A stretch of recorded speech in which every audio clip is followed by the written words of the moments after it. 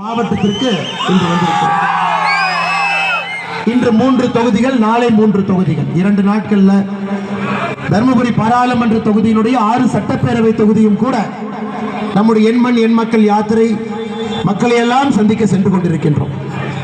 சகோதர சகோதரிகளே, பெரியவர்களே, தாய்மார்களே, ஜூலை 28ஆம் தேதி ராமேஸ்வரத்தில் ஆரம்பித்த யாத்திரை தமிழகத்தில் 138 தொகுதிகளை தாண்டி 139வது தொகுதியாக இன்னைக்கு வந்திருக்கிறோம்.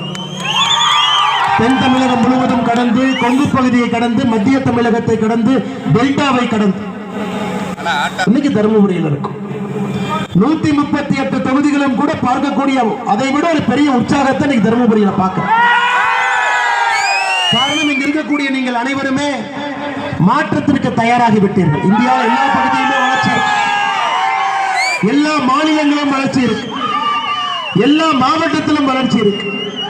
நம்முடைய தர்மபுரி மாவட்டத்திலும் கூட வளர்ச்சி வேண்டும் என்பதை முழுவதுமாக உணர்ந்து பாரத பிரதமர் பூ போடாதீங்க, எல்லாரும் கேட்கட்டுங்க, கொஞ்சம் அமைதியா இருங்க. நம்முடைய பாரத பிரதமர் நரேந்திர மோடி அவருடைய வளர்ச்சிக்கான ஆட்சி என்பது சுட்டரிக்கின்ற வெயில்ல மத்தியானம் 2 மணிக்கு பாலக்கோடில் நீங்கள் வந்திருக்கக்கூடிய சகோதர சகோதரிகளும் பெரியவர்கள் தாய்மார்களே ஒரு சாட்சி. இன்னைக்கு தமிழ்நாட்டில் தருமபுரி மாவட்டம் ஒரு பின்தங்கிய மாவட்டமா இருக்குது. முழு தமிழ்நாட்டில் இருக்கக்கூடிய எல்லா மாவட்டத்தையும் பார்த்தால் தருமபுரி மாவட்டத்திலே தொழில் வளர்ச்சி இருக்கிறார். தருமபுரி பகுதியை சார்ந்தவர்கள் இந்தியா முழுவதுமே, உலகம் முழுவதுமே வேலைக்கு போறாங்க, வேலை செய்யறாங்க, கடுமையா வேலை செய்யறாங்க. ஆனா உங்களுக்கு வேலை செய்வதற்கான வாய்ப்புகள் குறைவா இருக்கு. அதை பாரதிய ஜனதா கட்சிகள் மட்டும்தாங்க.